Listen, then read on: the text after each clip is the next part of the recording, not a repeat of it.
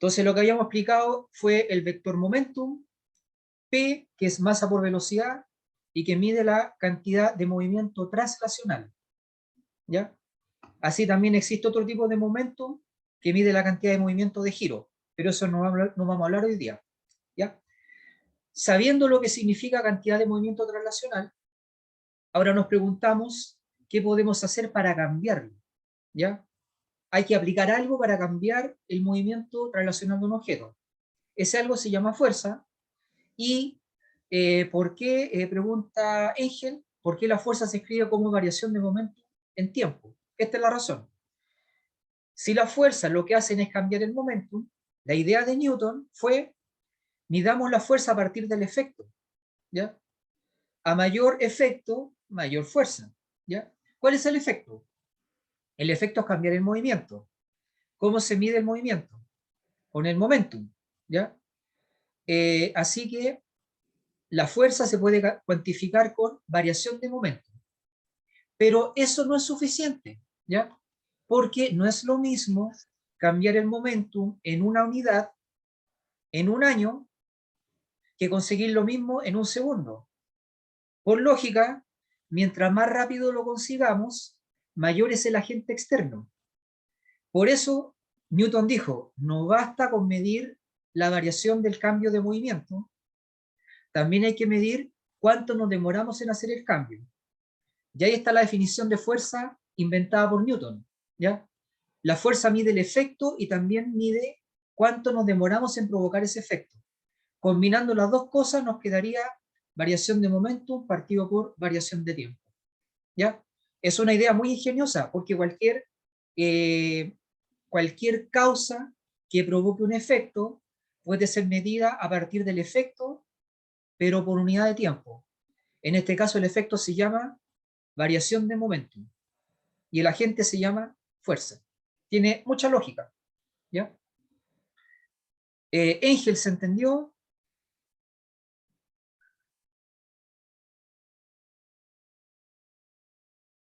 Sí, ya. Francisca Muñoz, ¿alguna duda?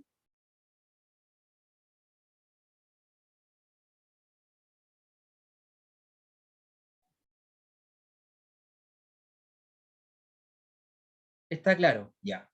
Ana Opaso, ¿dudas?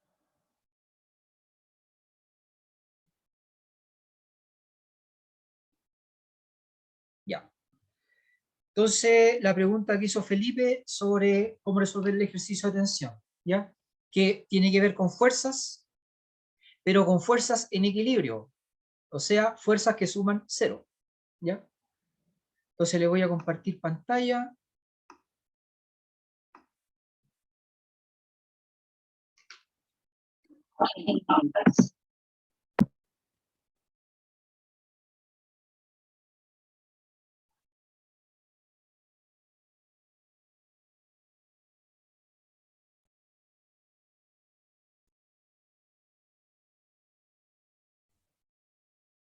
¿Se ve lo que dibujé?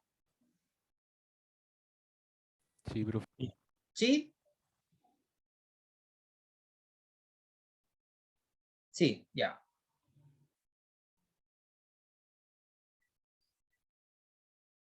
Ok. Entonces, hay un objeto sostenido por dos cuerdas, una fuerza que lo sostiene se llama T1, la otra fuerza se llama T2, ¿ya? Y si tenemos dos vectores y los sumamos de una fuerza hacia arriba, el objeto tendría que estar volando. ¿Por qué no está volando? Porque falta una fuerza. Esta. Esta fuerza se llama peso, ¿ya? Tenemos los ángulos como dato, ¿ya? Vamos a inventar los ángulos, este vale 30 grados, este vale 40 grados, ¿ya? Entonces lo que hay que hacer es especificar los vectores fuerza que actúan sobre el objeto, que son tres, ¿ya? Entonces primero me voy a referir a esto, ¿ya?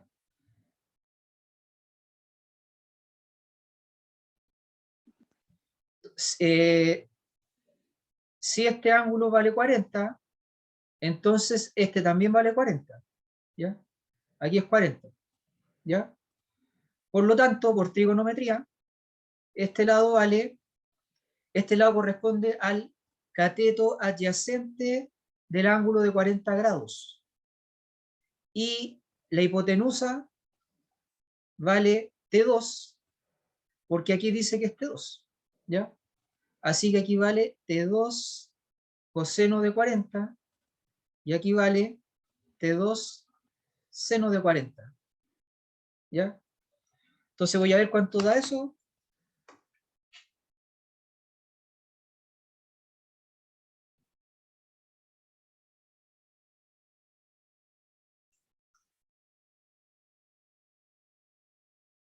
Aquí sería 0.766 T2, y este número sería 0.643 T2, ¿ya? Por lo tanto, el vector T2 en X vale, esto es X, en X vale 0.766 T2, y en Y vale 0.643 T2, ¿ya? Ese es el vector T2.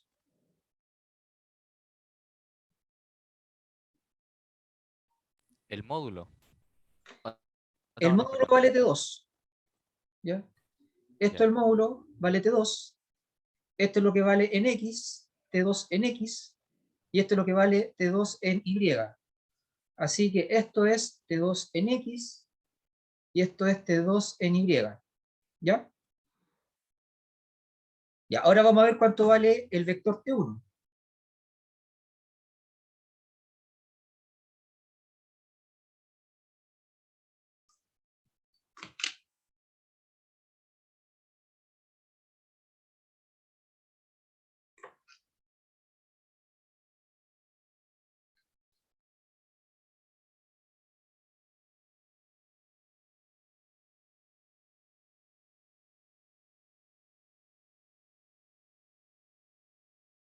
Es este 1, ¿ya? Lo dibujamos, T1 va hacia la izquierda, ¿ya? Si esto es 30, esto también es 30, aquí es 30, ¿ya? El módulo o la hipotenusa vale T1, ¿ya? Por si acaso esto es álgebra, pueden colocar la letra que quieran, T1, Z, alfa, ¿ya? Pero para hacerlo fácil, usamos la misma letra que el vector, T1, ¿ya? Entonces, este lado, en X, valdría T1, cateto adyacente, T1 coseno de 30, ¿ya? Pero como este lado va hacia la izquierda, ¿ya? Es negativo, ¿ya? Por otro lado, este lado es el cateto opuesto, así que vale T1 seno de 30 y va hacia arriba, positivo, ¿ya? ¿Cómo se sabe que el ángulo es el mismo? Se llaman alternos internos, ¿ya? Alternos internos. Y proviene de esto, ¿ya? Este ángulo es igual a este porque son alternos internos, ¿ya?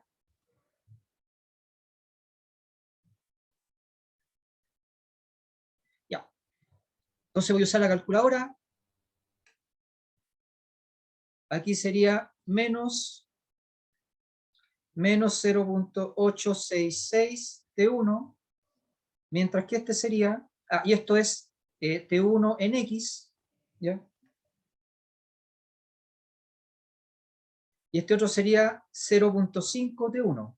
Esto es T1 en Y. Por lo tanto, el vector T1 en X vale menos 0.866 T1 y en Y vale 0.5 T1. ¿Ya?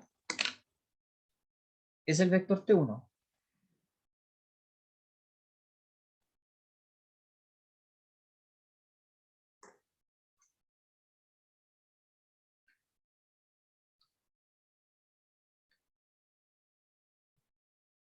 ¿Ya? Ahora, el vector peso.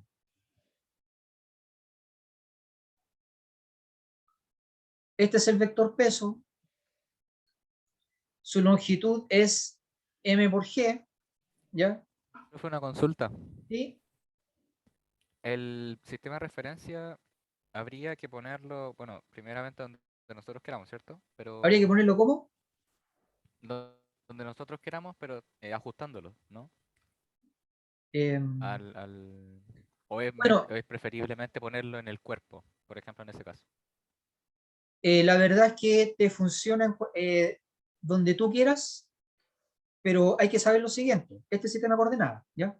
Este vector puede ser 3,4, este vector, 3,4. Si este vector tú lo desplazas y lo dibujas en otro lugar, por ejemplo aquí, o lo dibujas aquí, o acá, en todos los casos es 3,4, porque significa avance 3 en X y suba 4 en Y. Así que da lo mismo si el vector está acá, por acá, etc. ¿Ya?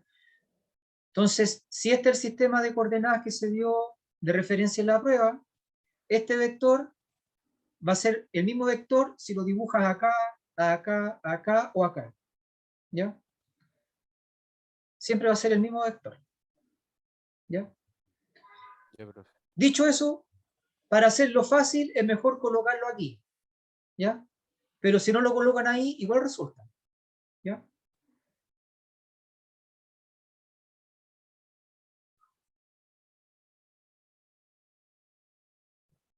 Ya, vector peso, esto vale m por g.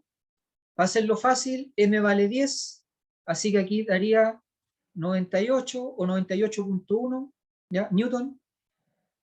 Significa que el vector peso en x vale 0 y en y vale menos 98,1. ¿Ya? Resumiendo, tenemos tres vectores que los expresamos con coordenadas, ¿ya? Son los siguientes. T1 dio menos 0,866 T1, 0,5 T1. T2 dio 0,766 T2, 0,643 T2. Y el peso dio 0, menos 98,1. ¿Ya? Como el cuerpo está en equilibrio, la sumatoria de todas las fuerzas es 0. ¿Ya? Significa que todo esto suma 0 y todo esto suma 0. ¿Ya? O sea que en X tenemos esta ecuación. ¿Ya?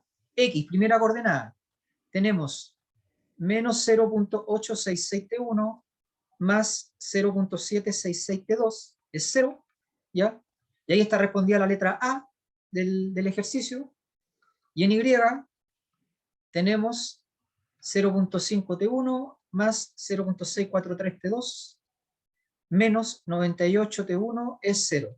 Y ahí está respondida la letra B. ¿Ya?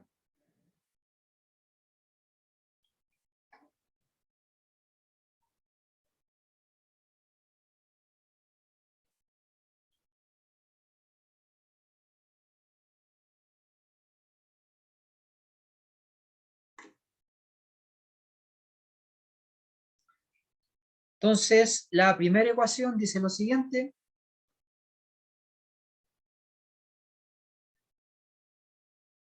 Menos 0,866T1 más 0,766T2 es 0.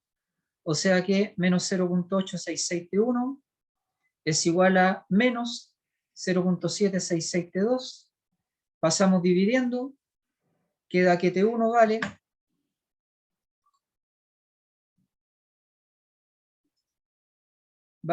0,885 T2, ¿ya? Eso vale T1.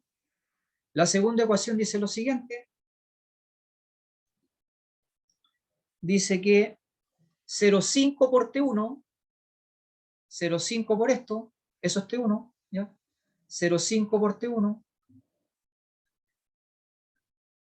más 0,643 por T2 es igual a 98,1. ¿Ya?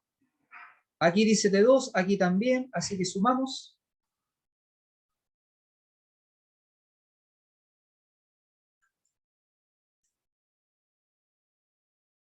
1,086 T2 vale 98,1, así que T2 vale 98,1 dividido por 1,086 y eso da 90,37, ¿ya?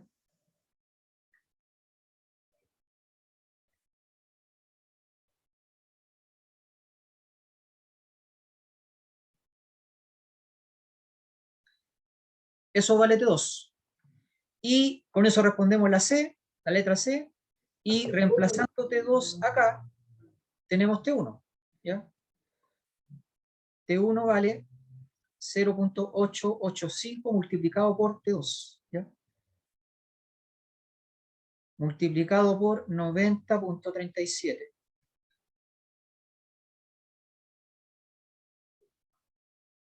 Y eso da casi 80. ¿Ya? 80 newton. ¿Ya?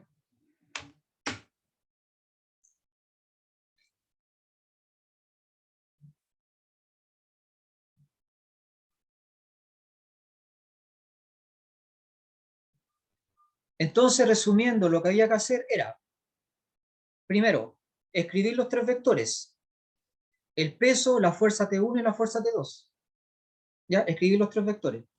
A continuación, sumar en X y eso igual a 0. Sumar en Y y eso es igual a 0. Tienen dos ecuaciones y con eso se despejan las dos variables. Teníamos dos ecuaciones y dos incógnitas. ¿Ya?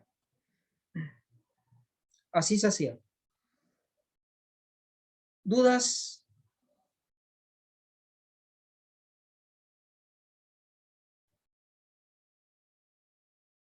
Vale, Felipe.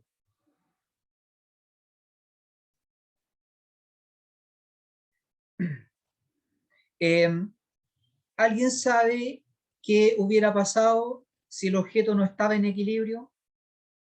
¿Sumatoria de las fuerzas sigue siendo igual a 0? ¿Alguien sabe?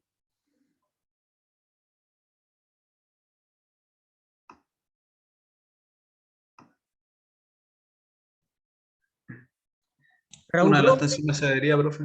¿Cómo? Una de las tensiones se adhería. Ah, claro, porque está pensando que baja, ¿no es cierto? Sí, porque no, Pero como no puede podría aguantar el subir peso, también. una va más. Ya, pero podría subir, depende para dónde apunte, pero claro, Sí. claro. Se puede estirar o se puede contraer. Podría ser un resorte también, ¿ya? O una cuerda elástica, ¿ya? Bueno, en ese caso, ¿cuánto suman las fuerzas?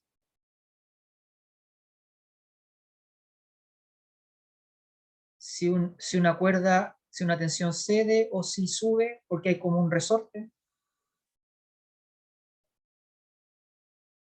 Fernando dice, la fuerza neta es distinta de cero. Correcto, sería distinta de cero. Pero hay que igualarla a algo, ¿ya? Cuando está en equilibrio, se suma y eso da cero. Cuando no está en equilibrio, se suma y eso ¿cuánto da? En la ecuación hay que escribir algo para resolverlo. ¿Qué se escribe?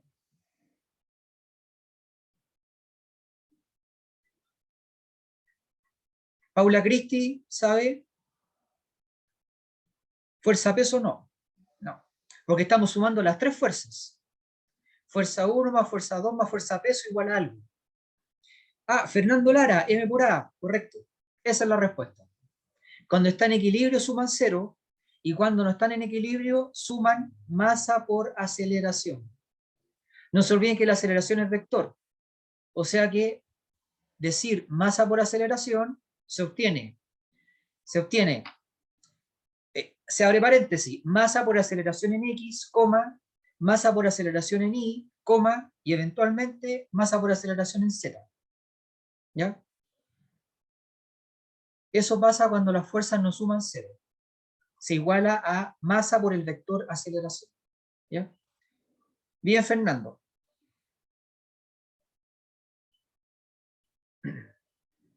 ¿Más preguntas?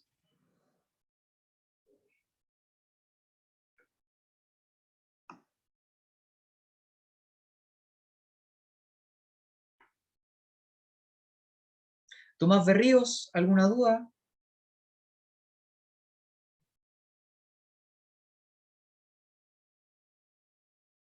No, ya. Sajira Carvajal.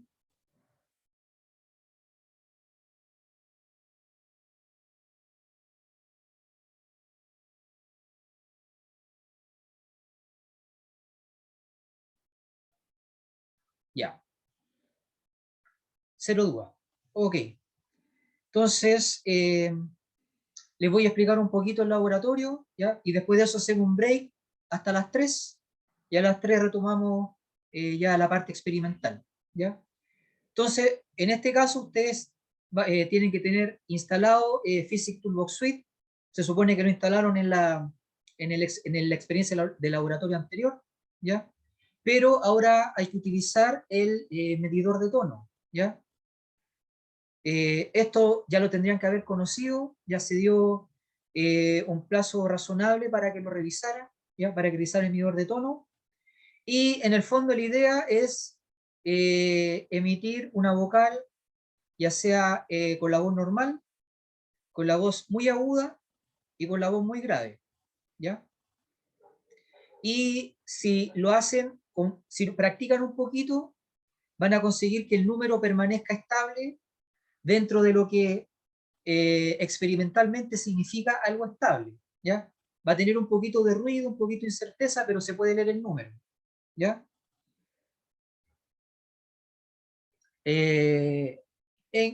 Engel dice detector de tono, medidor de sonido. A ver, vamos a ver.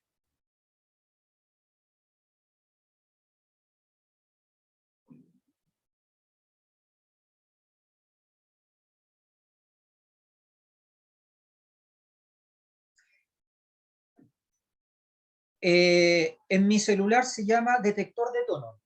¿Ya? Detector de tono. ¿Ya? El medidor de sonido detecta los decibeles. ¿Ya? No vamos a hacer eso. ¿Ya? Lo que vamos a detectar es la frecuencia. ¿Ya? Bueno, entonces, con un poquito de esfuerzo, uno empieza a emitir el sonido hasta conseguir una lectura relativamente estable. Ahora, la gente que tiene una voz bonita, que es súper afinadito, le va a salir fácil, ¿ya? Pero con práctica se consigue una lectura estable, ¿ya? Y la idea es que vamos a simular estar midiendo las voces de todos los seres humanos, ¿ya? Solo a simular, ¿ya? Eso significa que para nosotros el universo son los 3 integrantes del grupo, ¿ya? Y con eso vamos a crear una escala nueva, ¿ya? Una escala nueva que considere si todos los seres humanos son los que estamos con los que estamos haciendo la medida. Entonces en esa escala nueva va a abarcar desde la voz más grave hasta la voz más aguda, ¿ya? Entonces, antes de seguir, ¿ustedes saben lo que significa numéricamente grave y agudo? Una voz grave, ¿qué significa en términos de números, en términos de frecuencia?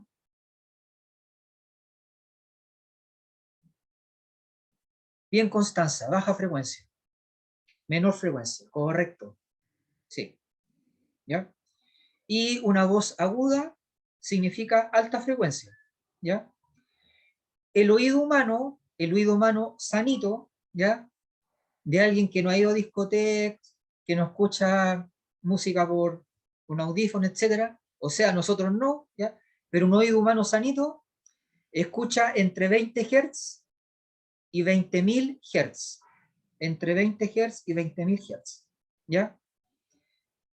O sea que lo más grave que podemos escuchar va a ser 20 Hz, ¿ya? Un sonido de 19 Hz sigue existiendo, sigue transmitiendo energía, pero nosotros no lo escuchamos, ¿ya? Un elefante sí, pero nosotros no, ¿ya? Y, y bajo 20 Hz se llama infrasonido. Sigue siendo un sonido, pero nosotros no lo escuchamos, ¿ya? Por otro lado, sobre 20.000 Hz sigue siendo un sonido, sigue transportando energía, sigue existiendo, pero nosotros no lo escuchamos. Pero un murciélago sí. Y eso sería un ultrasonido. ¿Ya? Es bueno saber que las voces humanas no llegan a 20.000 Hz. ¿Ya? La escala musical está de do, re, mi, fa, sol, la, si, do. Después vienen los sostenidos. Y los que siguen tendrían que llamarse sostenido, sostenido. ¿Ya? Pero normalmente para un ser humano, un sostenido, sostenido es lo mismo que un sostenido. ¿Ya? O sea, las voces humanas se mueven dentro de un rango pequeño. ¿Ya? Y si alguien lo supera, a nosotros va a ser, no sé, un do alto. Da lo mismo si lo supera por 1000 Hz, por 5000 Hz o por 10.000 Hz. Va a seguir siendo alto y no lo vamos a distinguir. Entonces, entre los seres humanos, las voces se mueven en un rango muy pequeño. ¿Ya? Y eso es como súper interesante porque al final, si bien tenemos un intervalo de percepción más o menos grande, de 20 a 20.000 Hz, cuando lo utilizamos con voz humana, se queda en un intervalo pequeñito, ¿ya? Similar a los colores, ¿ya? Los colores también se asocian a frecuencias, serían notas musicales, pero visuales, ¿ya? Son frecuencias visuales, esos son los colores. Y de todos los colores, de todos los rangos de frecuencia de colores posibles, solo nuestro ojo detecta un pequeño rango, ¿ya? O sea que cuando nosotros decimos que hay oscuridad, de verdad sigue habiendo luz, pero es una luz que nosotros no vemos, pero que otro ser vivo sí puede ver, ¿ya?